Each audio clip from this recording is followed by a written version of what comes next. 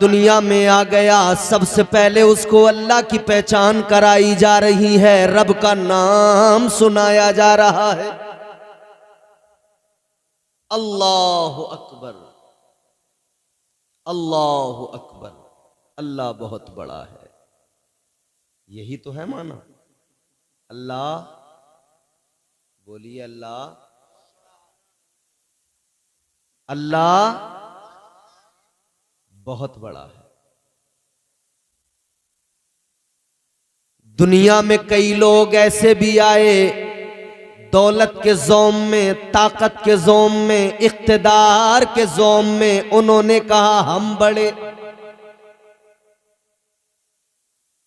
वो जो अपने आप को बड़ा कहते थे, अल्लाह ताला ने उनकी औकात उनको दिखाई। दुनिया में एक बादशाह गुजरा, नाम उसका नमरूद। वो कहता था अना रब्बुकुमुल आला, कहता था मैं सबसे बड़ा रब हूं। एक बादशाह ताकत की बुनियाद पर, दौलत की बुनियाद पर कहता था मैं सबसे बड़ा, मैं सबसे बड़ा। अल्लाह ताला ने उसे उसकी औकात दिखाई और समझा दिया तू बड़ा नहीं, बड़ा तो परवरदिगार है, सबसे ताकत वाला तो परवरदिगार है, सुपर पावर तो परवरदिगार है। अल्लाह ताला ने बता दिया देख तू अपने आप को बड़ा कहता है मगर तू कितना छोटा है। रब तुझे बता रहा है तुझे खत्म करने के लिए किसी बड़े की जरूरत नहीं पड़ेगी। अल्लाह ने सबसे छोटी मखलूक मच्छर को भेज दिया, अल्लाह ने औकात बता दी। अपने आप को बड़ा कहने वाले, जब तू अल्लाह की बनाई मखलूक में एक छोटे से मच्छर का मुकाबला नहीं कर सकता तो तेरी औकात नहीं है कि तू कायनात के मालिक परवरदिगार का, अल्लाह का मुकाबला कर सके। कर सकता कोई मुकाबला अल्लाह का? नहीं कर सकता। वो हमारा मालिक है, वो हमारा परवरदिगार है।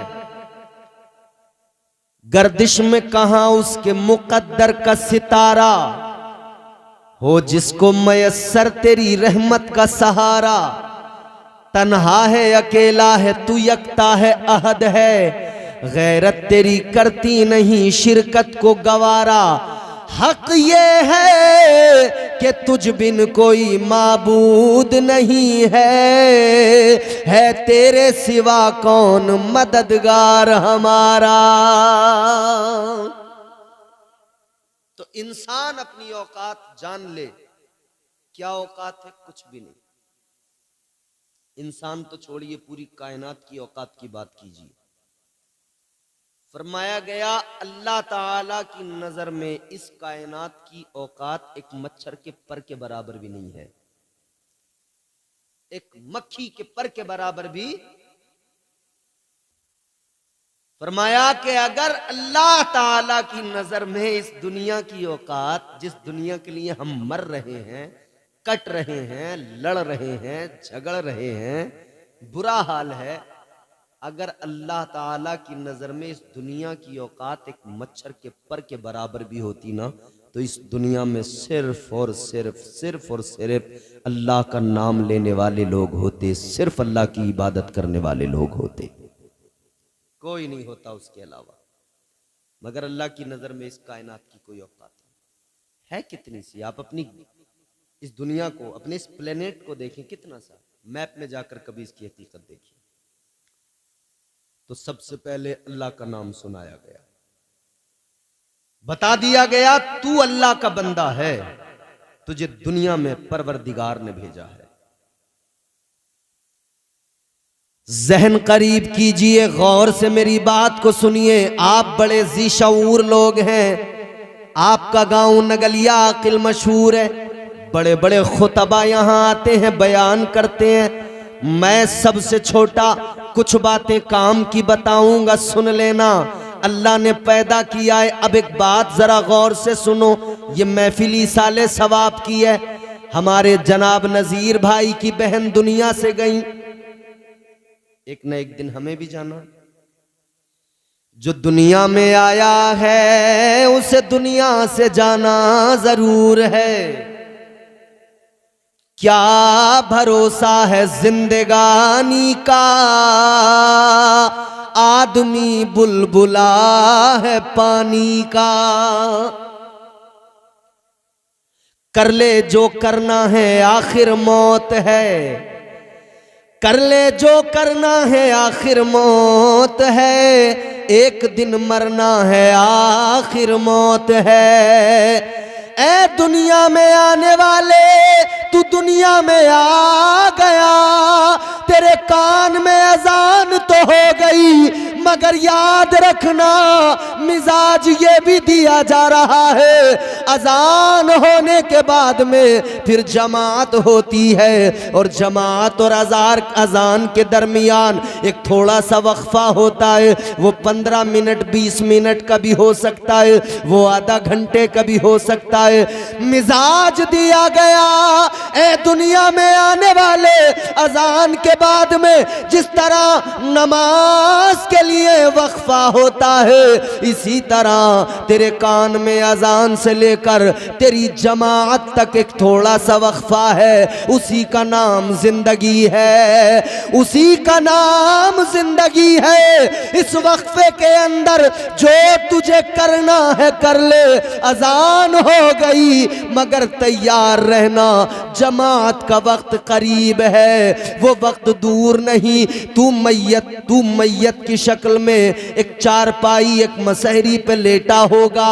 तेरे मैयत को आगे रखकर लोग जमात कायम करेंगे, नमाज़े जनाजा पढ़ेंगे।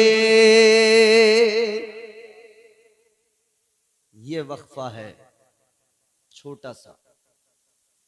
अच्छा, जब अजान हो जाती है जनाब और जमात तक का जो वक्त रहता है, आपने सुन्नत पढ़ ली, मान लीजिए आप जोहर की नमाज में गए, फजर की नमाज में गए, फजर में पहुंचे, आपने पहले 2 सुन्नत पढ़ ली।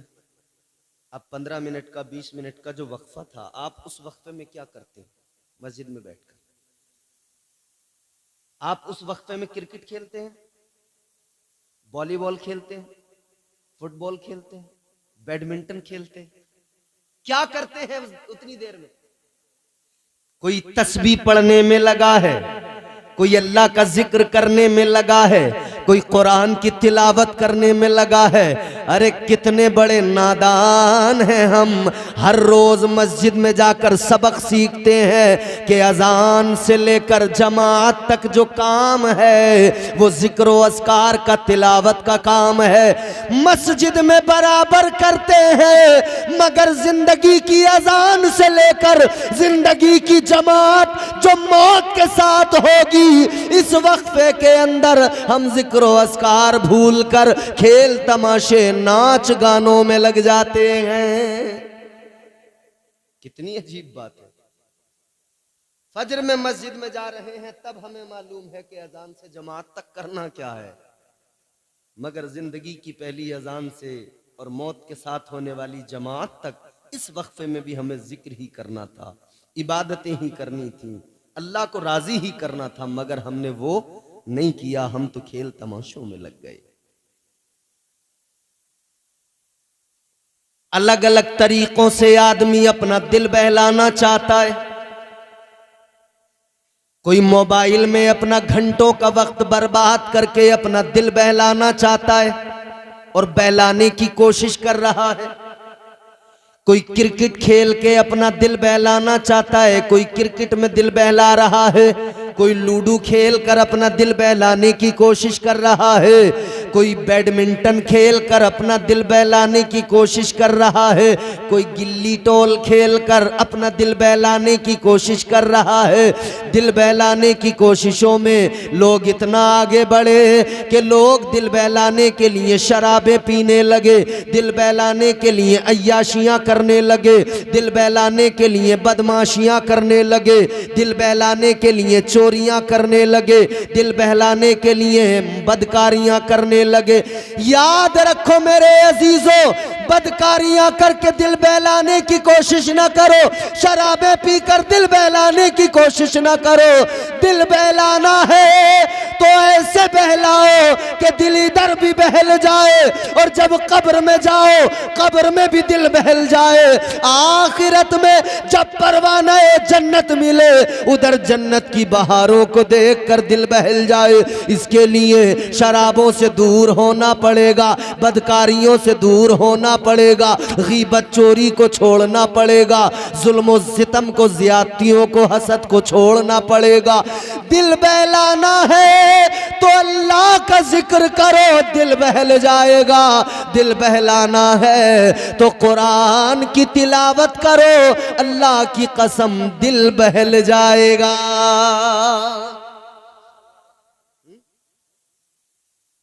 मगर अजीब बात है ना, दिल बहलाने के लोग अलग अलग तरीके ढूंढ रहे हैं। एक 20 साल का नौजवान, 25 साल का नौजवान किसी दीवार पर जकंद मार के अपना दिल बहलाना चाहता है। आप समझ रहे होंगे मेरी बात, और ना समझे हो तो मैं और आपको मिजाह में ही समझा देता हूं। ऐन से उसने आप लिखा हो, बिलखुसूस ये नौजवान ताक झांक वाले, दिल बहलाने के चक्कर में ताक झांक जो होती है ना, मेरे ये जो मैं सुना रहा हूं 4 मिसरे गौर से सुन ले। ऐन से उसने आप लिखा हो, ऐसा भी हो सकता है, पढ़ा लिखा वो शख्स गधा हो, ऐसा भी हो सकता है। ऐसा लग रहा है कि आप बहुत ज्यादा थक चुके हैं, अब आपका सुनने का मूड है नहीं। माशाअल्लाह। हाँ, 2 ही बातें हो सकती हैं, या तो फिर आप परेशान हैं, या तो फिर आप ज्यादा ही डूब गए हैं। अल्लाह खैर फरमाए, कहीं कहीं बोल भी जाया करें ताकि मुझे भी डर न लगे कि कई बार ना बोलने में खतरा ये भी हो जाता है कि ये गुस्से में तो नहीं बैठा है, समझ रहे। ऐन से उसने आप लिखा हो, ऐसा भी हो सकता है, पढ़ा लिखा वो शख्स गधा हो, ऐसा भी हो सकता है। गैर के घर में तू जो घुसा है अपना दिल बहलाने को, तेरे घर कोई और घुसा हो, ऐसा भी हो सकता है। अपना दिल बहलाने के चक्कर में किसी की दीवार को फांद कर अंदर जाकर अपना दिल बहलाने वाले, याद रख तू दूसरे के घर में घुसा है, अपने घर की भी फिक्र रखना, कहीं ऐसा ना हो तेरे घर में कोई और घुस के अपना दिल बहला रहा हो। अजीजा ने गिरामीउल कद्र, दिल बहलाना है तो कुरान की तिलावत से दिल बहलाओ, हो जाएगा चेहरा नूरानी और दिल में चमक आ जाएगी। हो जाएगा चेहरा नूरानी और दिल में चमक आ जाएगी। तुम रोज कलामे पाक पढ़ो, सांसों में महक आ जाएगी। अल्लाह ने जिंदगी दी है, मगर बड़े सलीके से गुजारो। अच्छा, अल्लाह ने पैदा भी किया है, मौत भी वही देता है उसके हुक्म से। जिसका वक्त हो गया उसे दुनिया से चले जाना है। हमारे दिल के अंदर बड़ी ख्वाहिशें होती हैं, वो जिसका इंतकाल हो गया है, कहीं भी किसी भी जगह पर कोई भी शख्स जो दुनिया से जाता है, उसके दिल में भी बड़ी ख्वाहिशें थी, मैं दुनिया में ऐसा करूं, वैसा करूं, ये करूं, वो करूं। ख्वाहिशें कभी तकमील उनकी मुकम्मल होती नहीं, खत्म ही नहीं होती, बढ़ती रहती हैं, बढ़ती रहती हैं। मगर एक दिन मौत आ जाती है। सोचने वाली बात यह है, मौत आती क्यों है, बंदा मरता क्यों है, क्या है फलसफा मौत का। हजरत मूसा अलैहिस्सलाम अल्लाह के पैगंबर हैं। अल्लाह की बारगाह में उन्होंने सवाल किया था, अल्लाह के जलीलुल कद्र पैगंबर जनाबे हजरत मूसा अलैहिस्सलाम ने परवरदिगार की बारगाह में अर्ज किया, ए मेरे मौला, ए रब्बे लम यज़ल व ला यज़ाल, ए परवरदिगार तू जिंदगी देता है मगर फिर मार भी देता है, मौत भी दे देता है, तो या अल्लाह किस लिए पैदा करता है, क्यों मार देता है? या अल्लाह जब पैदा करता है तो मार क्यों देता है, मौत क्यों दे देता है? अल्लाह ताला ने हजरत मूसा अलैहिस्सलाम से फरमाया, ए मूसा एक काम करो, खेती करो, खेती गेहूं की खेती करो। हजरत मूसा अलैहिस्सलाम को हुक्म रब मिल गया, गेहूं की खेती करो। हजरत मूसा अलैहिस्सलाम ने खेत तैयार किया, जमीन हमवार की, दाना जमीन में डाल दिया, जमीन में गेहूं के दाने डाल दिए गए।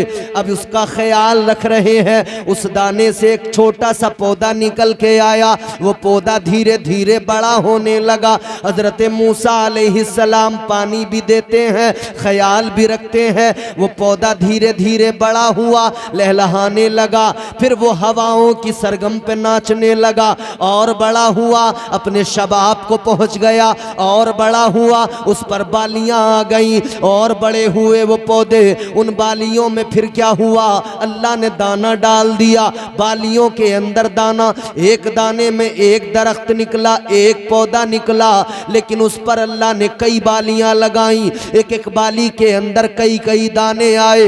अजीजाने गिरामियुल कद्र गौर से सुनो मेरी बात, बालियों में दाने आ गए, फसल बिल्कुल तैयार हो गई, फसल बिल्कुल पक गई। हजरत मूसा अलैहिस्सलाम ने अब फसल को काट लिया, गेहूं काट लिए, काटने के बाद में गेहूं अलग कर दिया, भूसा अलग कर दिया। अल्लाह ताला ने फरमाया, ए मूसा मैंने तुम्हें खेती करने का हुक्म दिया था, मैंने तुम्हें फसल उगाने का हुक्म दिया था, तुम्हें ये कहां से दिमाग में बात आई कि तुमने इसको काट भी दिया, दाना और भूसा दोनों अलग कर दिए। अर्ज करने लगे, मौला ए मेरे परवरदिगार, जब तक ये पौधा छोटा था तब तक मैंने इसको नहीं काटा, ये जवान हुआ, शबाब पे आया, मौला मैंने इसको नहीं काटा, लेकिन या अल्लाह फिर एक वक्त वो आ गया कि जरूरी हो गया दाना अलग कर दिया जाए, भूसा अलग कर दिया जाए।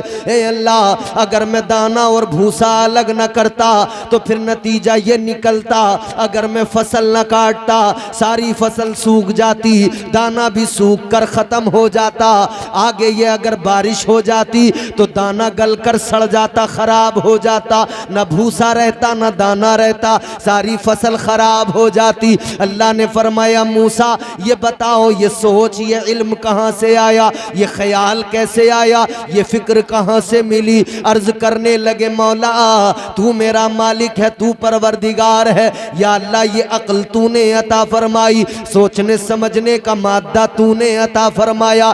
ऐ परवरदिगार ये समझ तूने अता की, ये फहम फरासत तूने अता की। अल्लाह ने फरमाया, ऐ मूसा मेरी अता करदा फहम फरासत की बुनियाद पर तुम इतना जान गए कि जब वक्त आए तो दाना और भूसा अलग कर देना चाहिए, तो मैं तो तुम्हारा रब हूँ, मैं तो कायनात का खालिक हूँ, मैं तो सबसे बड़ी ताकत हूँ, मैं तो सुपर पावर हूँ। ऐ मूसा तो फिर मैं भी तो जानता हूँ कि कब जिस्म के भूसे को, रूह के दाने को अलग करना है, वक्त आता है मूसा, मैं जिनको दुनिया में भेजता हूँ वो अपने शबाब को पहुँचते हैं, लेकिन मूसा फिर वक्त आता है मैं जिस्म को रूह से अलग कर देता हूँ। जिस्म मिट्टी का है, मिट्टी के अंदर दबा दिया जाता है, वो भूसा ही बन जाता है, मिट्टी में मिलकर मिट्टी बन जाता है। अल्लाह फरमाता है ये तुम्हारे परवरदिगार की हिकमत है, ये तुम्हारे रब की कुदरत है। वक्त आने पर जिस तरह तुम बालियों से दाना भूसा अलग करते हो, उसी तरह तुम्हारा रब जिस्म से रूह को और जिस्म को अलग कर दिया करता है। एक वक्त है, मगर जब तक ये जिस्म और जान एक साथ है, ये अलग नहीं हुए हैं, तब तक हमारी जिम्मेदारी है कि हमारा मजहब, हमारा दीन हमें जो सिखा रहा है वो सीखें, जिस पर अमल करने का हुक्म दिया जा रहा है उस पर अमल करें। मुख्तसर है जिंदगी, करीने से गुजारो, जिंदगी इतने करीने से गुजारी जाए, जिंदगी इतने सलीके से गुजारी जाए। भाई मुख्तसर सी जिंदगी है, बहुत होशियार रहना है। जिंदगी इतने सलीके से गुजारी जाए, जैसे चादर कोई कांटों से उतारी जाए। मुख्तसर सी जिंदगी है, सलीके से गुजारो। हजरत मूसा अलैहिस्सलाम जलीलुल कद्र पैगंबर हैं। जिंदगी में मगन रहने वाले लोगों को सबक हासिल करना चाहिए। एक दिन मरना है, और ये मरना इतना आसान नहीं होता। ऐसा नहीं है कि साहब 1 मिनट में बस काम खत्म हो जाएगा, मर जाएंगे।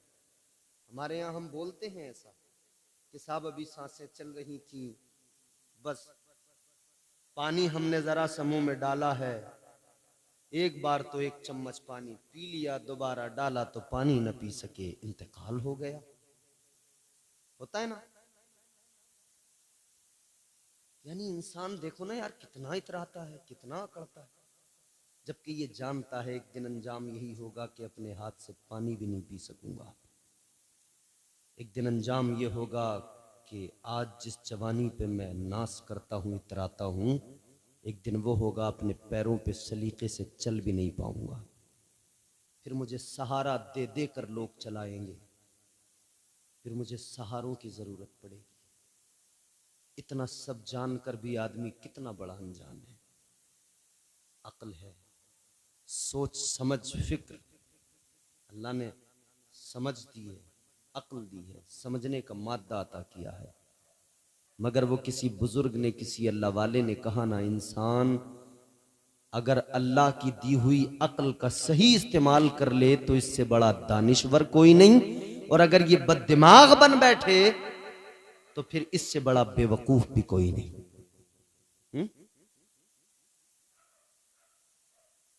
मैं बारहा सुनाता हूं, अल्लाह ने जिंदगी दी है, मौका दिया है, उसका शुक्र अदा करते हुए जिंदगी गुजारो और रब को राजी करो, अपने रब की पहचान करो। रब हम पर बड़े एहसान फरमाता है।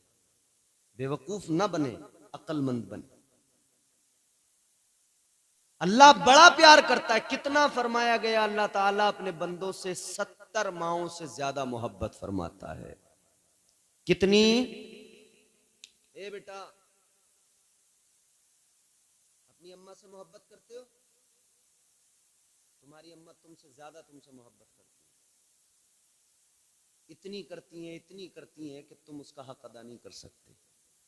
मगर जितनी तुम्हारी अम्मा, हमारी माएँ हमसे मोहब्बत करती हैं ना, ये क्या, ऐसी 70 माओं की मोहब्बत मेरा परवरदिगार अपने बंदे से फरमाता है।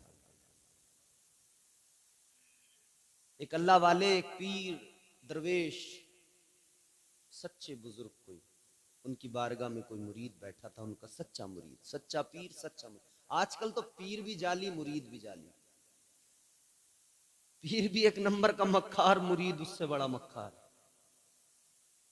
पीरों की हालत ये है, इमाम साहब क़िबला, सच्चे पीर बड़े सोच समझ के चुना करें अपने पीर को, मुर्शिद को। आजकल जाली, नकली, फर्जी, डालडा माल बहुत है मार्केट में।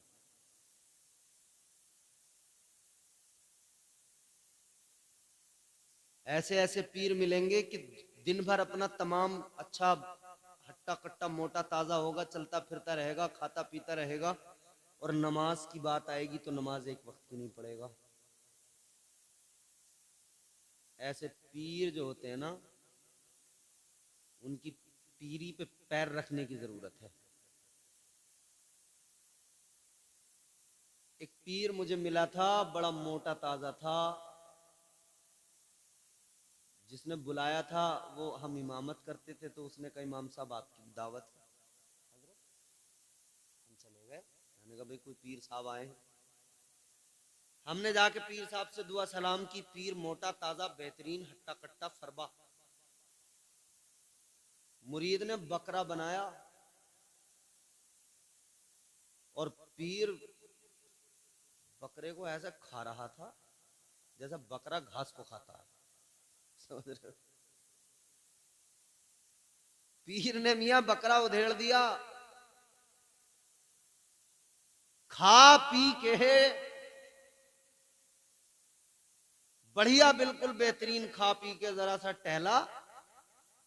और जब जोहर की अजान हुई ना, जैसी अजान अल्लाह अकबर अल्लाह अकबर, उधर मस्जिद में अजान हुई, इधर पीर साहब ने अपना मौसम बनाया। अजान मुकम्मल हुई, पीर चारपाई पे लंबा लंबा। पीर साहब अजान होते लेट गए। हो सकता है 5-10 मिनट के लिए लेटे हों, फिर उठ के नमाज पढ़े।